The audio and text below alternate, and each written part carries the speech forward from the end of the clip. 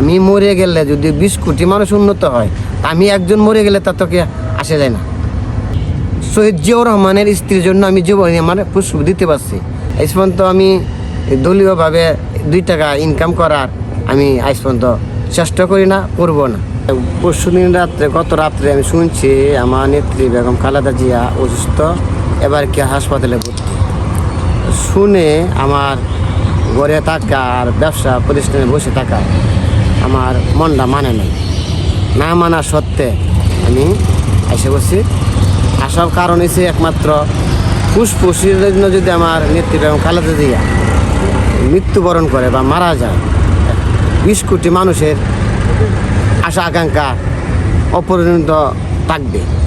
সেই জন্য আমি চিন্তা করলাম, আমি বেঁচে না থেকে আমি মৃত্যুবরণ হয়ে গেলে আমার সমস্যা নাই, কিন্তু আমার ফুসফুস নিয়ে যদি আমার নেত্রীর দেশমাতা বেগম খালেদা জিয়া সুস্থ হয়, 20 কোটি মানুষ তার জন্য দোয়া করবে এবং দেশের উন্নয়ন করবে।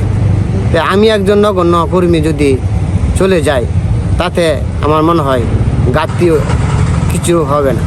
মোটামুটি বুঝ হয়েছে। তখন আমার চোখে পড়ছিল 2010 সালে বাড়ি ছাড়ার এই ঘটনাটা, বাড়ির থেকে বের করে দিয়েছিল, তার চোখের দৃশ্যগুলা এখন আমার চোখে ভাসে আর এখন আমার মনে কাঁদে। তখন থেকে আমি আপনাদের দোয়া করছি, আল্লাহ আমাকে একটু তৌফিক দাও।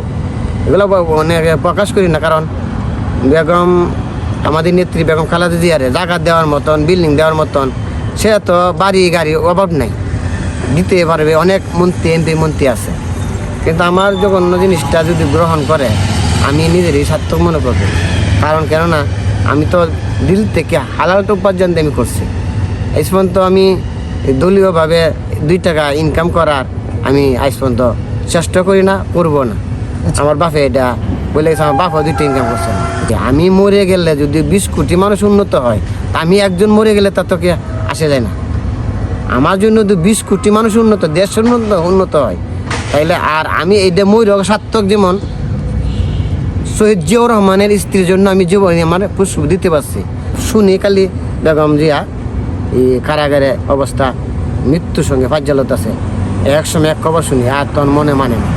তখন মনে যখন মানে নাই, আমি আমার কিনা সম্পদ না, একজন গিরবি রাখছেন বন্ধক রাখে, যেটা 1.5 লক্ষ টাকা গিরবি রাখছিলাম, ওই ক্যাচ ছুটাইয়া আমি তখন উমরাতে চলে গেলাম।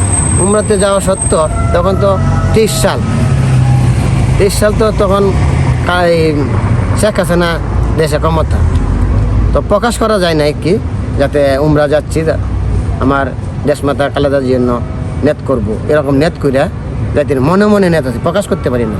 প্রকাশ করলে তো আপনি ওই সময় জানেন এই নাম লই আছে মামলা দেয়া আটকায় রাখে। আল্লাহর কাছে সহিনেত করছি, আমার সহিনেত করছি, তখনই আমার যে 4 লক্ষ 5 লক্ষ টাকা দিয়ে বেগম নেত্রী বেগম খালেদা জিয়ার জন্য জায়গা কয়েক নেট করছি। আল্লাহ এটা কিনাইছে, আল্লাহ আমারে উমরা করাইছে। এখন 4টে ডাল ভাত করা ব্যবসা করে খাইতে পারছি, খাওয়াইতেছে। এটা আল্লাহর কাছে লাখ শুক্রিয়া। কী পাবো? পাওয়ার কিছুই নাই, তার কাছ থেকে পাওয়ার কিছু নাই।